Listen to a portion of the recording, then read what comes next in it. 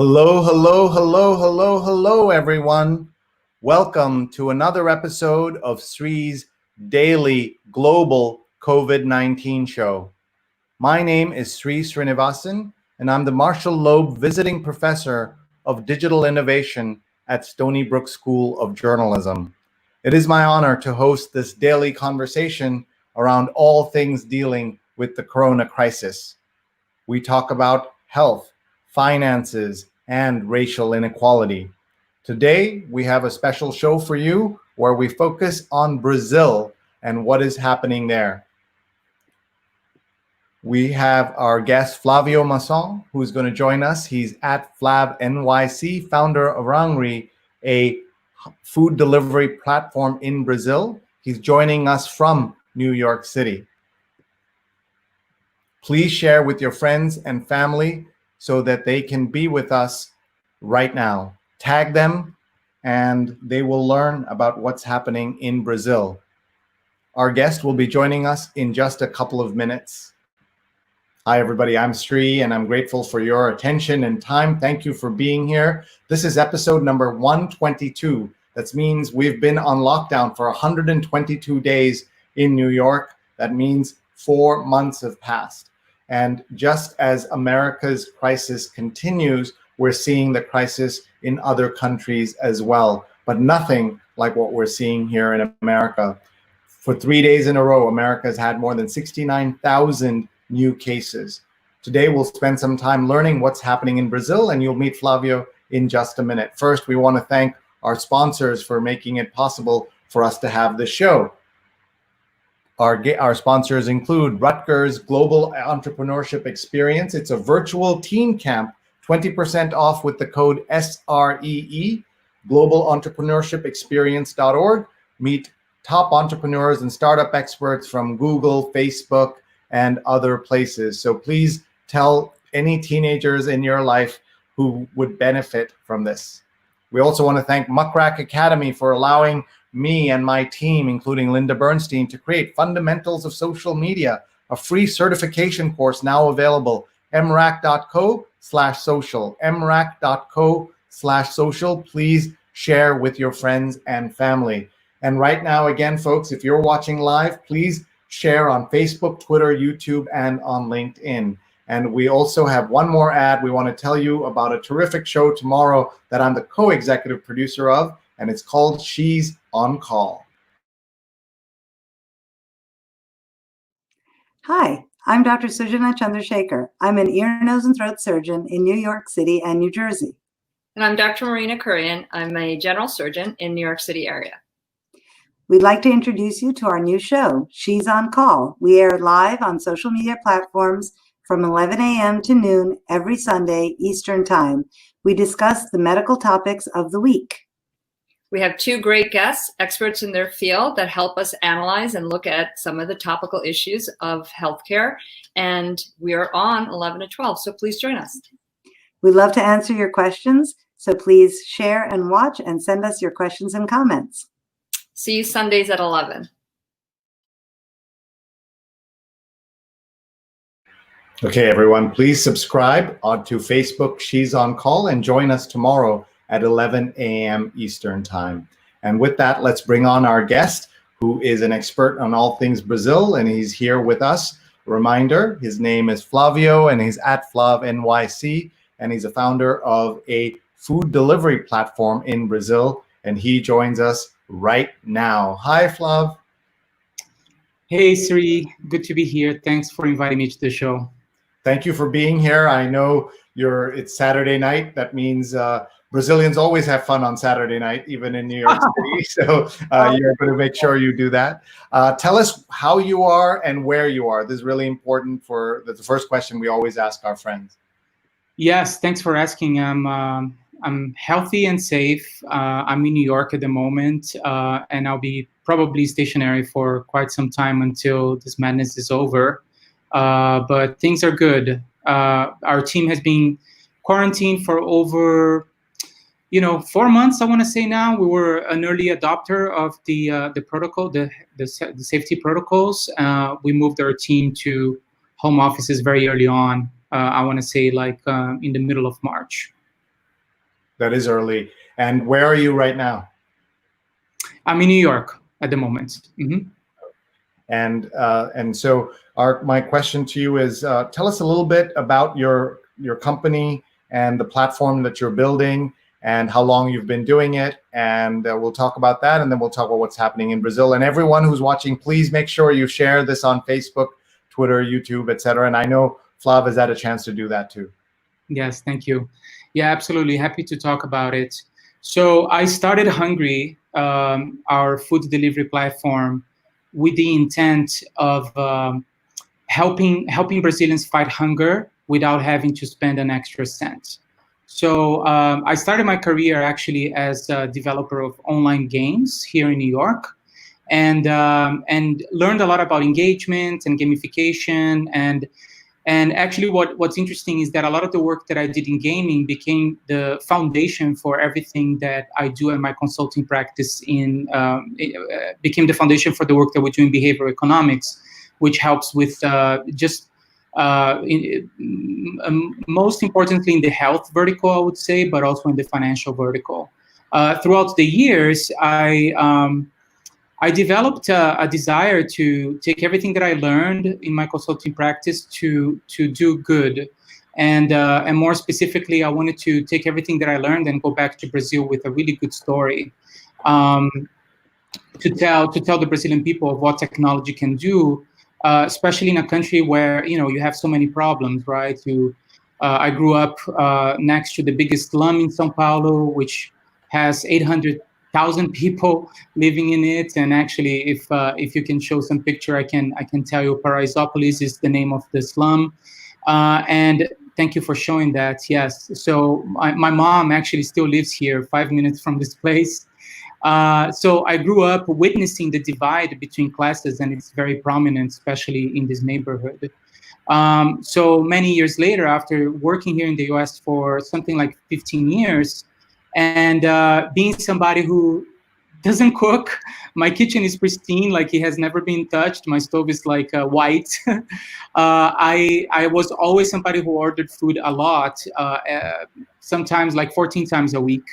And one night in Brooklyn, I thought to myself, what if every time I place an order online, I could feed someone who doesn't have anything to eat, or who's hungry, who doesn't have access to food?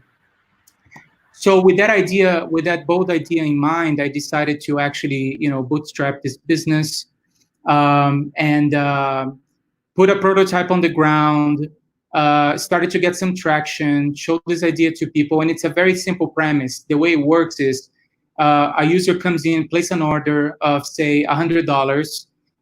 We take a commission of 10%, as every food delivery business does. And out of that, we give 1% of the total order to an organization of the user choice. And what is cool about it is that you can actually choose how impact is made. So we have a partnership with UNICEF and with the Association of Organic Agriculture in Brazil, which is another national organization.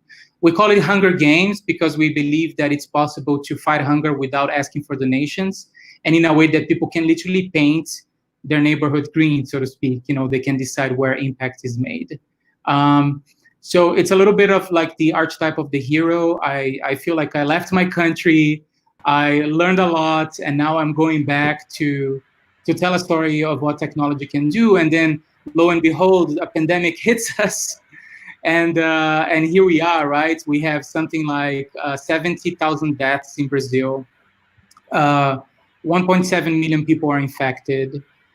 We have what I call a tropical Trump in Brazil, who's mocking the use of masks, using actually homophobic slurs to mock masks and the usage of masks, and just setting such a bad example for the rest of the country. So, Sree, what I really have to say is that the politics are not delivering for the people.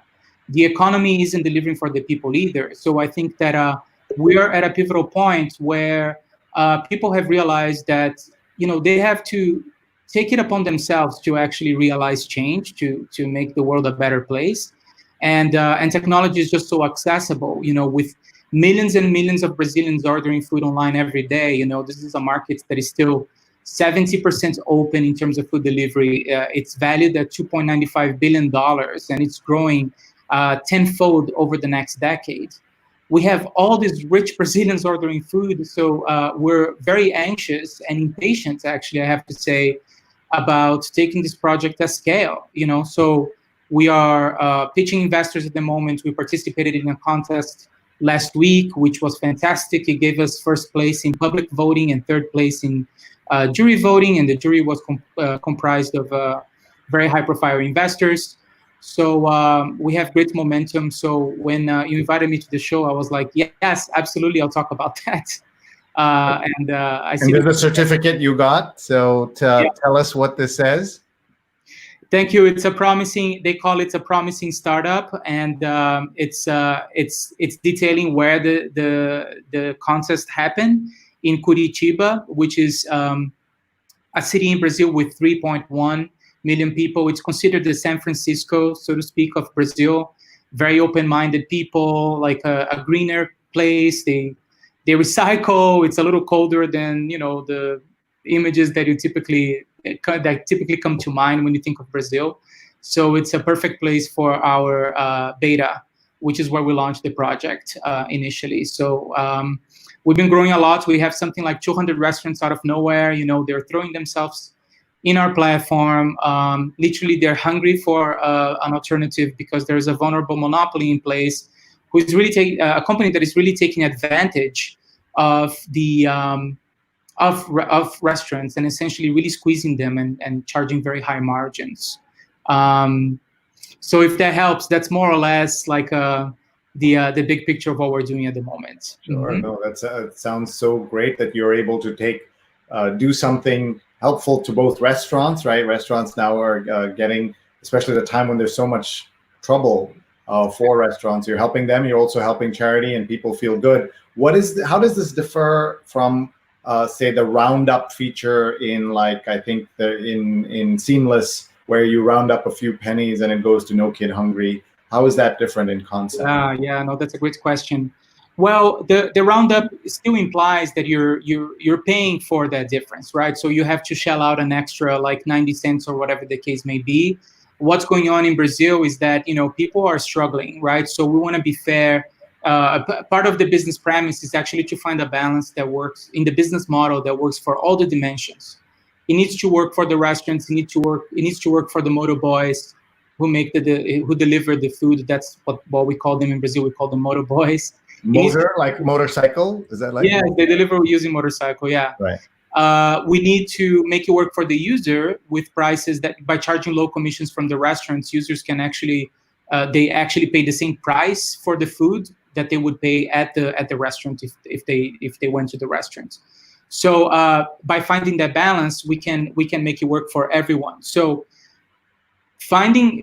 by being born as an innovative company, we are able to run a business that is operationally much more efficient than our competition, and that is what allows us to create room for the contributions that we make. So we make the contributions on behalf of the user.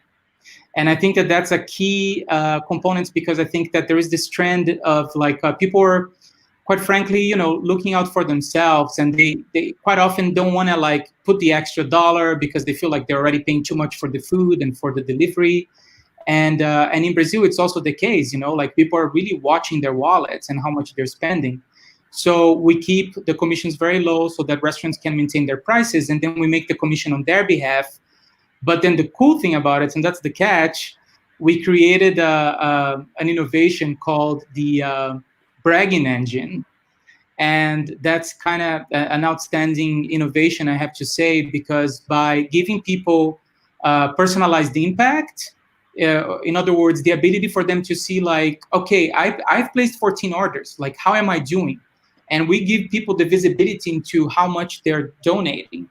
And we convert that into the currency that is appropriate for UNICEF, our partner, or for the Association of Organic Agriculture, our other partner. So people can open the app, they place the order, and at the end of the once the food is being prepared, they can see that, oh my God, I have donated 16 plates of food with a single order, and then people will share it on social media, and the sharing creates a lot of a lot of efficiency in our business, in our marketing funnel. It creates great retention metrics.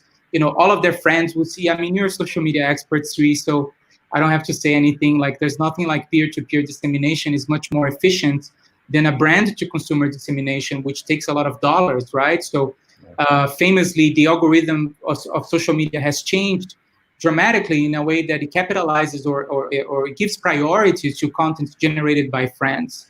So we use people. People are the driving force for this, and we use them to disseminate the good that they do. So what I find really peculiar about this is that, a business like Coca-Cola may decide to save the polar bears, and then it tries to enjoy or have an aura of corporate social responsibility, which everybody does these days. But beyond the aura that they get by helping the polar bears, nothing else happens to the business. The big flip for us is that we think that the best good is the good done by your consumer. If you empower the consumer with the good doing by giving on their behalf, they will take that giving that you do on their behalf so far. So the viral factor, the K factor we call, like in the digital world, the K factor is just fantastic. Like a single user will share it to an average of 30 friends, and then for that reason we enjoy lots of benefits operationally that makes us a very competitive business. Yeah, that's great. We were looking at these. I know we only have a few minutes left with you, so we just want to just talk about what's happening in Brazil right now. You're seeing that Brazil, which had very low at the beginning, is now all the way up to number 2 behind the United States. 1.8 million cases. America at 3.2 million cases. 71,000 deaths. America at 136,000 deaths. Just saying it is so hard to even understand. Tell me a little bit about what's happening there. The president of Brazil, you called him a tropical Trump, has been someone who was laughing and denying that there was anything, that this was a hoax. He was talking about that. Then he himself got sick. But what is the situation right now? And how are you looking at what the outlook for your family, friends all over Brazil? It's disheartening, Sree. I think that what's going on is that, leadership is lacking. And is just setting a bad example for a population that needs access to clear-cut information to keep themselves protected. And that's the biggest problem. So now we have a president who just 3 days ago said that masks are for fairies. That's literally what he said. And as in, for gay people that are effeminate or whatever the case may be, like mocking masks. And actually, I have to say, this may not be the best place for speculation, but I love that you gave me the freedom to speak in the show. I have a hypothesis that actually he does not have the virus.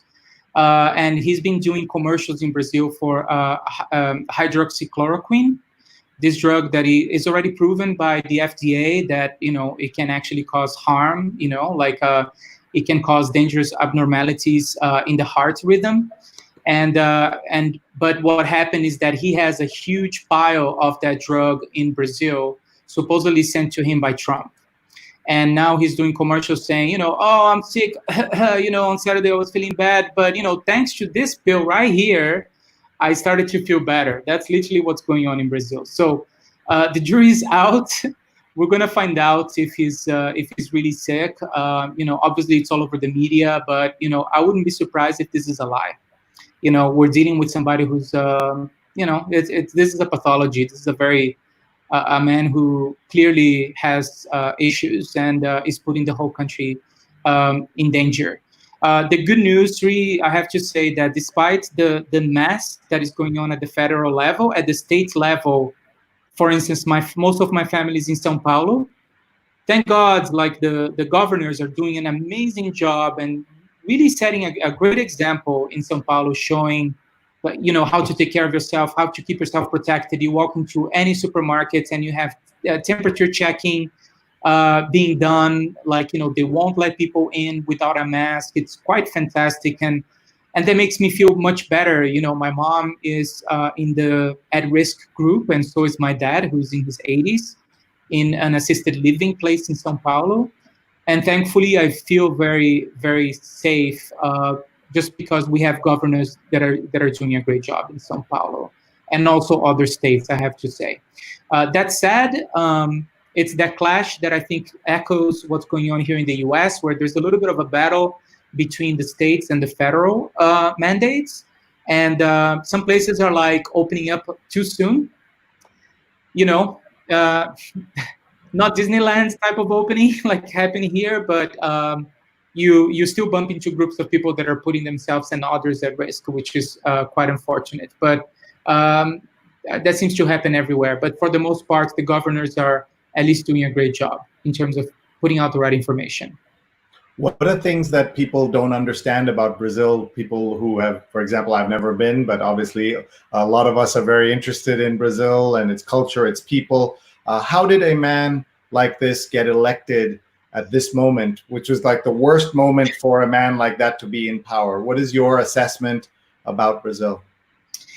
Sree, I think that's a good question. I think that it really echoes what happened here in the U.S. Essentially, when that man got elected, I think that there was an entire population of folks that felt not represented, and essentially the public voting exposed, essentially lifted the hood, so to speak, and exposed a population that just felt like, they were not represented by previous presidents. I have to say a lot of his narrative was built upon prejudice, and he used some cheap maneuvers, I need to say, to like compel people to put him in power. But yes, lots of prejudice, anti-indigenous populations, anti-gays, anti-black even. Unfortunately, that speech really resonated with the segments of the population that felt like it was dormant, but it was always there. So that's more or less how it happened. And what about the equivalent of Black Lives Matter? Has that been getting attention there? Obviously, there's a big racial divide always in Brazil. Talk about that, please. Yeah, it's so wonderful that you touch on that, because we have a population in Brazil that is much more black than the American population, and much more mixed than what we see here, and the divide is much deeper. And I'm not saying that to minimize the problems that we have here in the U.S., because they're like horrible, but it goes even deeper in Brazil. And what's beautiful about the global village that we live in these days is that Black Lives Matter made it into Brazil. It made it as a movement. It made it as a hashtag. It influenced people. It empowered communities to, speak up. And I think that it's probably like a silver lining, if there's such thing, from this pandemic, just like to be able to see people like rising up and trying to find a sense of pride and a sense of belonging in a society that has always been very unfair to them. And it goes back to slavery. These are folks that there is still slavery in Brazil, believe it or not, in 2020. Mm-hmm. And if you go to farms that are like in the hinterlands of the country, you will find slavery. In the big cities, you do not find slavery, but what you find is that there is a clear correlation between color and poverty, which is horrible. So more and more folks are able to like cross lines, so you find a little more diversity on both sides. But yeah, I feel like we're starting to make progress, but we have a long battle ahead. I just want to show your website that you shared with us, and then we'll let you go, because I know you only had a little bit of time with us. We're very grateful to you folks. This is Flavio who's with us, Flav NYC. Please follow him on Twitter. And here is his digital company that he runs. And this is part of the company is focused on Rangri here, as you can see, and satisfying and fighting hunger. Talk a little bit about your work and how people can learn more about you. Yeah, so I am luckily very busy here in New York. So by keeping busy, I'm able to fund this business in Brazil. We're currently bootstrapping. I have recently combined forces with my business partner, Jeanette McLennan, with whom I've been working for the past decade. And we finally joined forces to form a business called McLennan Mason. And we've been incubating Hungry in Brazil as a team, and utilizing some of our agency resources here in the US to advance the business in Brazil as well. So lots of synergy. I can be found either, reachable at mclennanmason.com or on Twitter, as you stated, FlavNYC is my handle. I'm super excited to be part of this show. Thank you so much for this platform, Sree. I learned about it and I was ready to jump when I heard about it. And yes, I can't wait to watch your next shows as well. Thank you, and we wish you the very best, and good luck to your employees and your customers in Brazil. And folks, if you would like to get in touch with Flavio, is FLAVNYC on Twitter, or you can email me and we can put you in touch. Thank you so much, and we'll let you go. I know there's as I said, Saturday night, there's a Brazilian party, right, that you have to go to. Yes, I have to follow the stereotypes. So, Brazilians should be drinking caipirinha right now. So maybe I should prepare myself one. So yes. Maybe. Thank you very much. We'll see you. Thank you, Sree. Bye-bye. Thank you, everyone. Have a great day. Good luck. Bye-bye.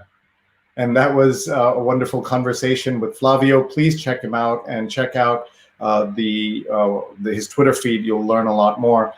This is obviously going to be a shorter show than usual because we had Flavio only for 20 minutes or so, but we're so grateful to him for spending time with us. I thought what we could do is check out our global tour, see where people are watching from. Jonathan's watching from Union Square. Always Jonathan has been watching for 122 days and was a guest on our 120th show. We're so grateful to you. And folks, please post your comments. Tell us what you're watching, where you're watching from. We can chat, just you and I, for a little bit. Anand is watching from Singapore. We love seeing you. Anand's a former New Yorker who now lives in Singapore.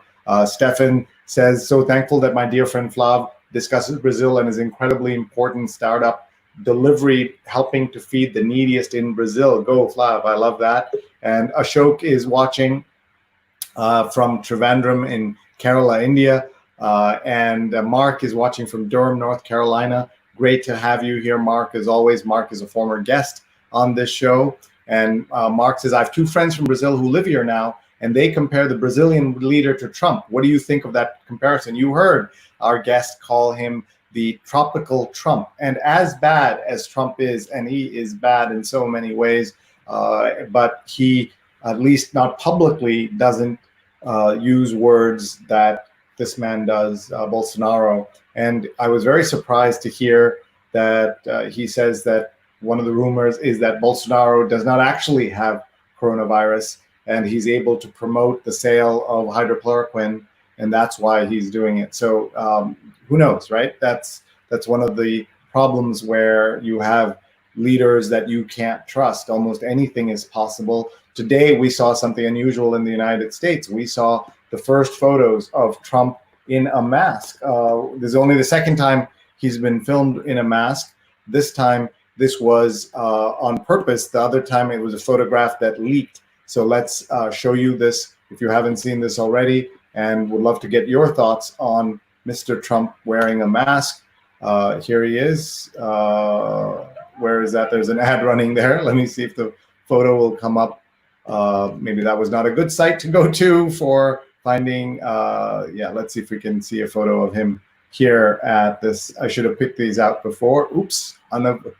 This is what happens when you are doing this live. So, okay, let's go here to this Forbes article page and see this photo of Donald Trump wearing a mask. And here's an ad comes over this. There's so much going on here. There's a photograph of him wearing a mask.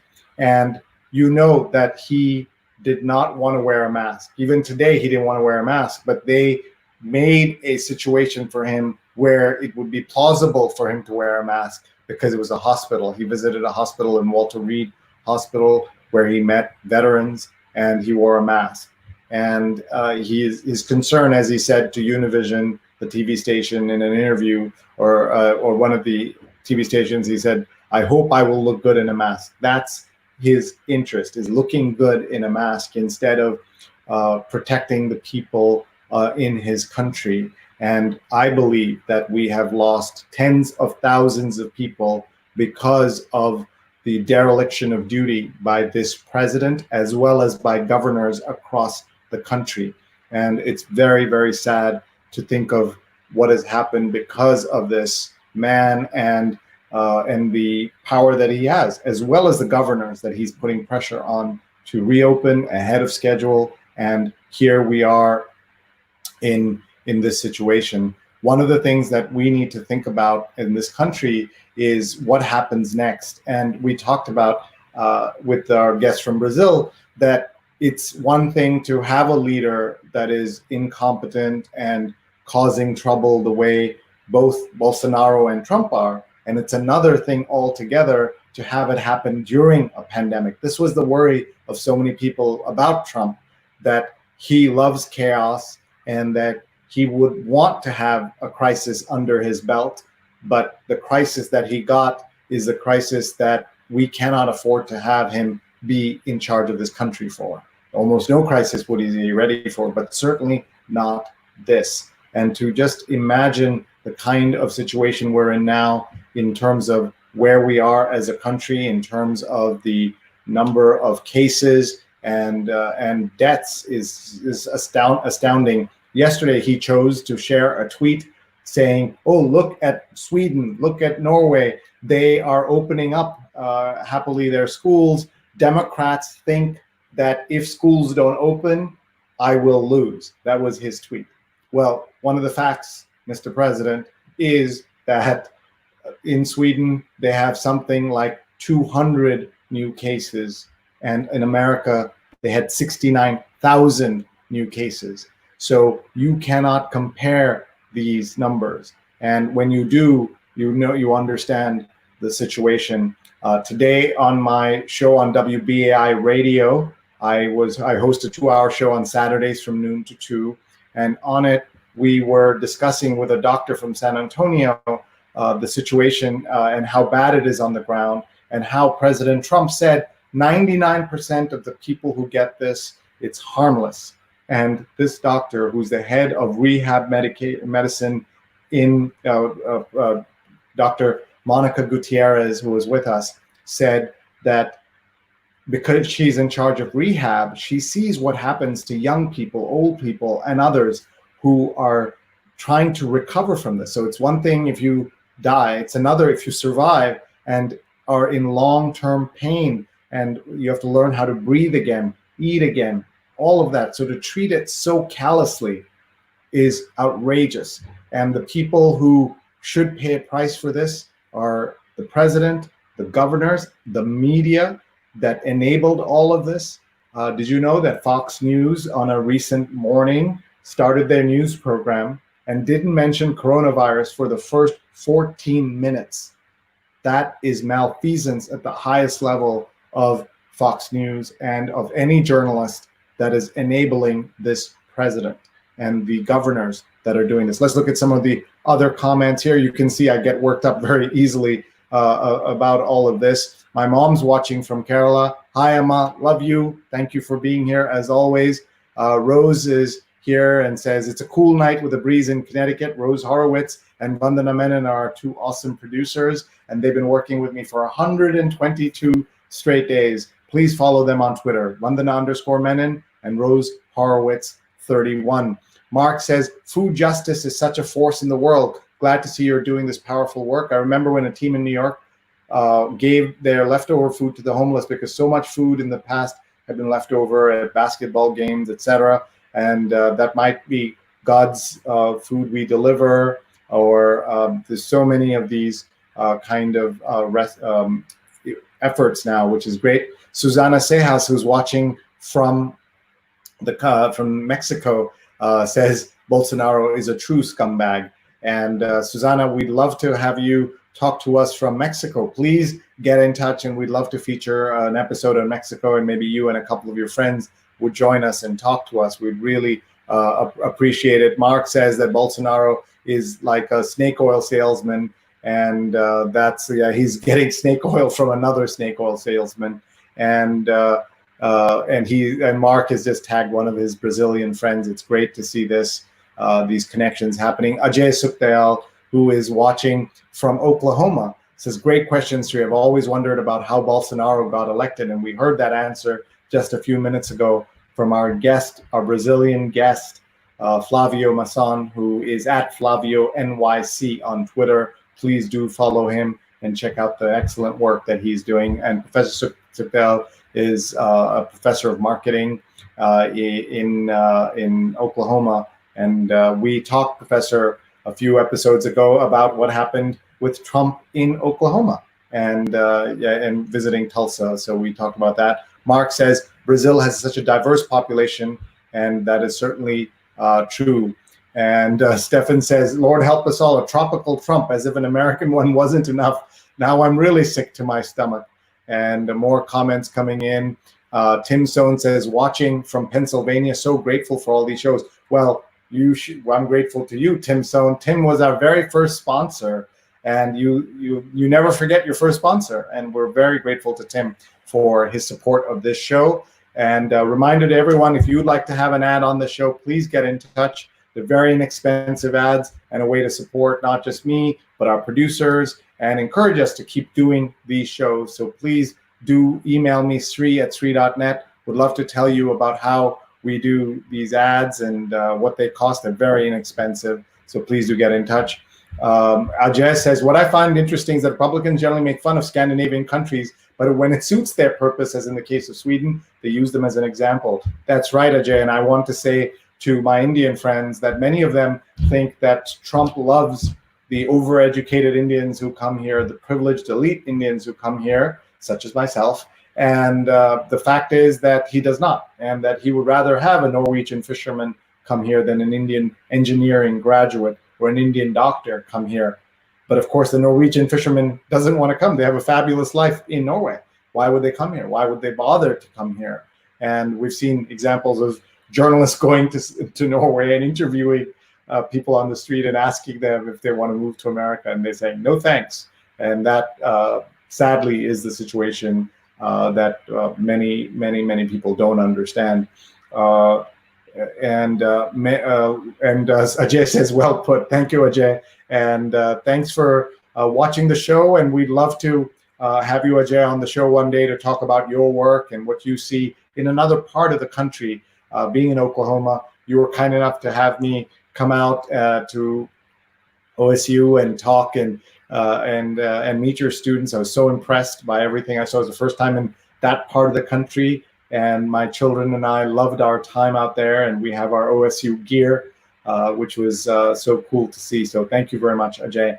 Last few minutes, folks, if you have any questions or comments, please do share. One of the things we do on this show that is a result of talking to Kimberly Crenshaw, the professor who coined the term intersectionality, is that we do on the show say their names. She asked us to say her name and say their names about victims of police violence, and we will be doing that in just a couple of minutes. If you haven't joined us for that before, I hope you will stay as we do this. And please tag your friends. Please share with them the shows that we've been doing. Let's give you a taste of some of the shows that we have done in recent days so that you get an idea.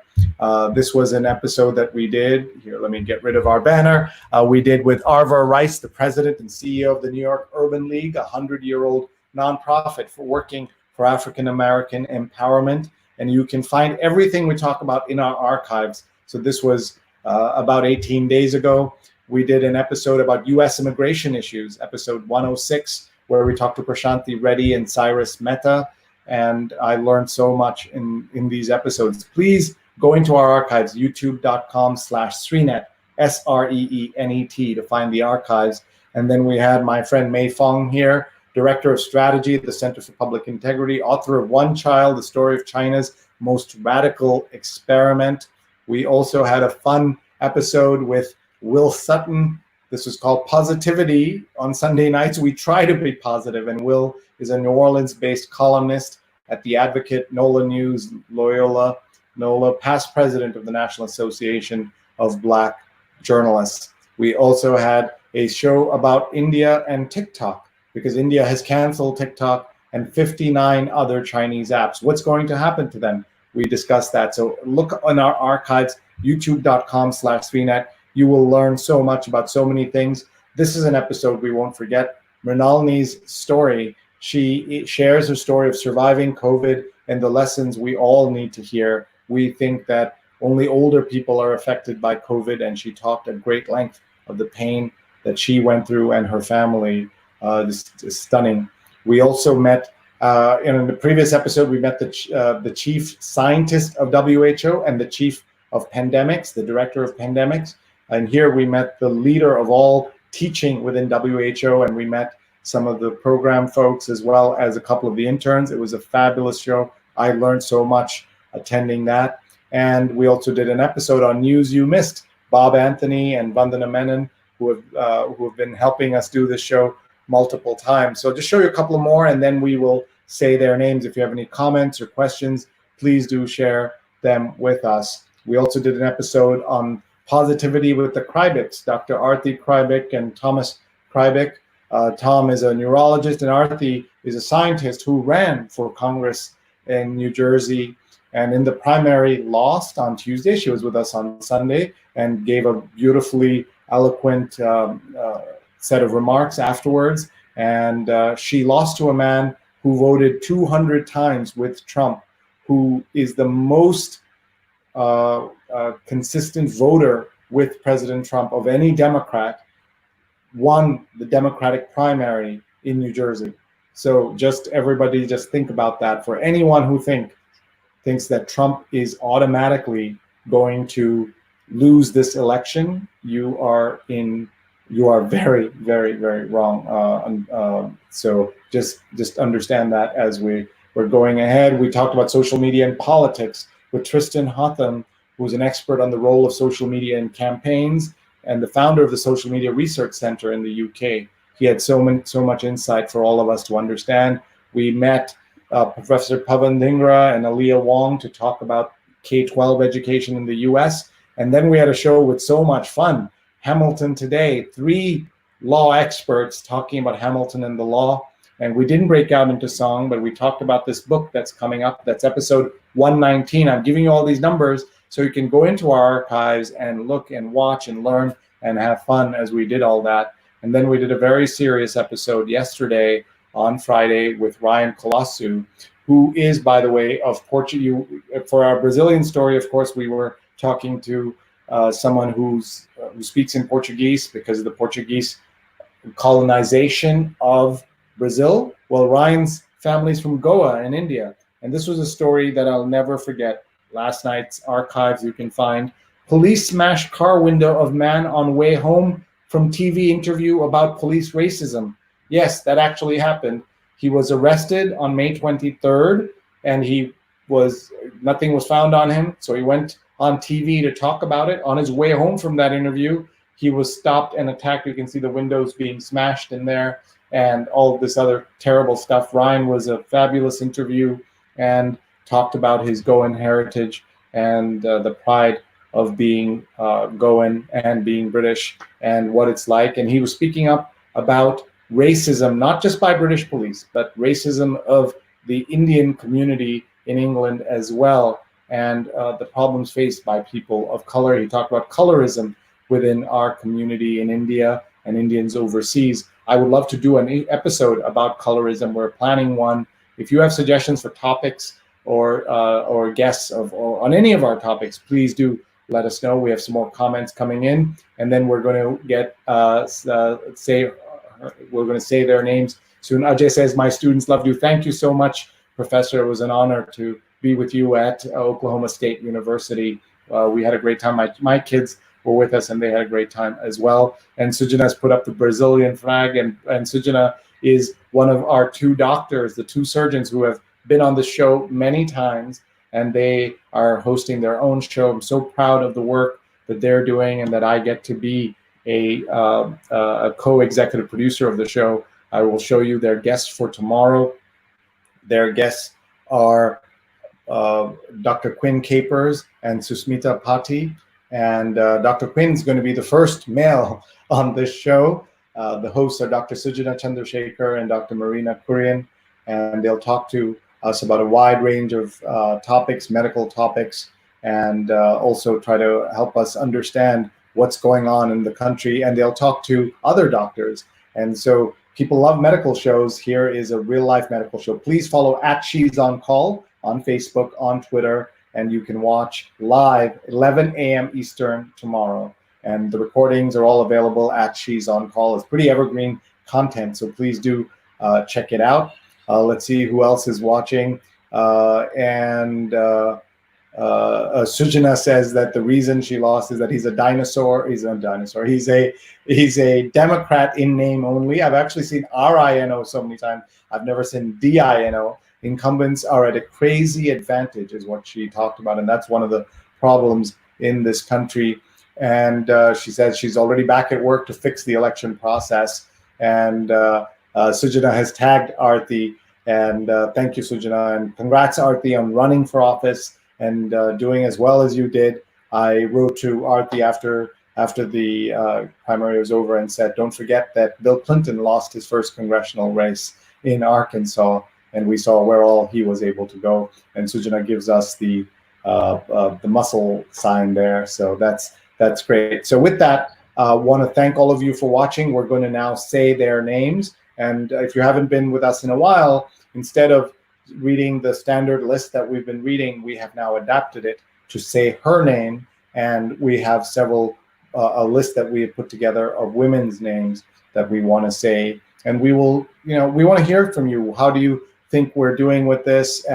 This is the list that we've been reading from, that I'm not going to read at the moment, but we're reading the names off the Time magazine cover by Titus Kaffer. And this is still a photograph that I cannot get over on the right. That's Larcinia Floyd and young George Floyd with his mother. And she would die 2 years earlier than him, almost to the day that he would be killed in Minneapolis. They are now buried together in Houston, and it is so tragic. So Professor Kimberly Crenshaw said, say her name, and that's what we're going to do. Say her, meaning say the names of the women who have been killed in police violence, and that's what we're going to do now. And we're going to say her name. These are names mentioned in the updated version of the Say Her Name report, and I will now read their names. Breonna Taylor, Atatiana Jefferson, Charlena Siobhan Lyles, Corinne Gaines, India Kager, Sandra Bland, Alexia Christian, Maya Hall, Megan Hockaday, Janisha Fonville, Natasha McKenna, Tanisha Anderson, Aura Rosser, Shanique Proctor, Michelle Cousseau, Hurley Golden, Gabriela Navarez, Yvette Smith, Renisha McBride, Miriam Carey, Kayam Livingston, Kayla Moore, Shelley Frey, Melissa Williams, Shulena Weldon, Alicia Thomas, Chantel Davis, Charmel Edwards, Rekia Boyd, Sharice Francis, Ayana Stanley Jones, Tarika Wilson, Catherine Johnston, Alberta Spruill, Kendra James, Latanya Haggerty, Margaret Laverne Mitchell, Taisha Miller, Danette Daniels, Frankie Ann Perkins, Sanji Taylor, and Eleanor Bumpers. And those are from the Wikipedia list of Say Their Names. I said yesterday on our show with Ryan Colasso that this is a tragedy at so many levels, and we have to add to the list of the names that we talked about. We had another Ryan on our show just a couple of weeks ago, and this Ryan talked about the death of his older brother, and I want to show you a picture of them as young kids. And Ryan wrote a USA Today op-ed about how his brother at the age of 32, who after being arrested on a nonviolent offense was ended up dead. And now he spoke up on this episode number 103 about his family story, about the death of his brother, as well as the racism and silence he sees in South Asian communities across the US. And that's certainly something that we will continue to focus on this show. Thank you so much, everybody, for being here. Please email me with story ideas, guest ideas, topic ideas, theme ideas. And we want to also thank our sponsors very quickly here.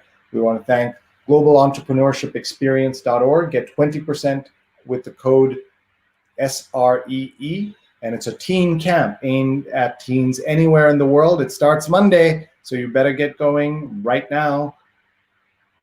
globalentrepreneurshipexperience.org. We want to remind you of She's on Call that airs Sundays at 11 a.m. Eastern. And check out @She's on Call on Twitter, on Facebook, and on YouTube. And we also want to thank Muckrack Academy for allowing me to create this free certification that 4,000 people are joined the course. It's about 2 hours of work. You can do it in 2 hours, 2 months, 2 days, anything you like. mrac.co/social, mrac.co/social. And with that, we will say goodnight. Thank you so much. We have multiple shows coming up tomorrow. We have 3 shows on Sundays, right? We have the New York Times Read Along. We have a fabulous guest tomorrow. Our guest is Mary Curtis is our guest, and she is an award-winning journalist, trainer, speaker, former New York Times editor, CQ Roll Call, NBC, Washington Post, NPR, and the Op-Ed Project. And we've been reading the print New York Times out loud on Sunday mornings for 5 years now, and we'll be doing that tomorrow as well, sort of like crazy people, I like to say. And many, many thanks to our fabulous team that allows us to pull that together. We are so grateful. So that's at 8:30 a.m. And then at 11 a.m. is She's on Call. I'm not on the air on that. You'll be glad to know. Those it's the two hosts, the 2 doctors host the shows, Drs. Marina and Dr. Sujana. And then in the evening, we have our positivity show every Sunday at 9 p.m. Eastern. We try to be positive with everything that's going on. And with that, I will leave you. Thank you so much, everyone. Please email me. You see my email address right there, sree@sree.net. Please subscribe to my YouTube channel, youtube.com/sreenet. And if you haven't joined my Facebook group, please do so. We'll remind you how to find it. Just go on to Facebook and search Sree's Advanced Social. Sree's Advanced Social. And this weekend is also when we write our newsletter. And you can find that at sreenet.substack.com, sreenet.substack.com. Please subscribe and please continue to share information that is accurate and that fights the misinformation and disinformation that's happening on so many levels in this country. This country is a victim of enormous amounts of disinformation, misinformation, starting at the very top. And we're paying the price as 136,000 people have died in this country. And our thoughts and prayers with everyone who is hurt and hurting right now. Thank you very much, everyone. A reminder of what this show was, so you can watch from the beginning when you get a chance. This is Understanding Brazil and the Brazil Crisis. Flavio Masson was our guest at Flav NYC and is founder of a food delivery platform in Brazil. Thank you so much. We have a couple of more comments coming in here. I first discovered you because of the read along, and Mark says, don't forget your Sunday show. And Sujana says, indefatigable. Very few people deserve that description. You do, Sree. Thank you, Doc. You are amazing. And Mark says, your shirt is making me wish I was in Jamaica or some tropical spot. Don't we all wish that? I am wearing this because I'm on holiday in Fire Island, right off New York City. Thank you very much, everybody. We wish you the very best, and please email me and please get in touch, and we'll be back on the air tomorrow, 8:30 a.m. Eastern for the New York Times Read Along. And with that, I'll say goodbye, and thanks very much, everybody. See you soon.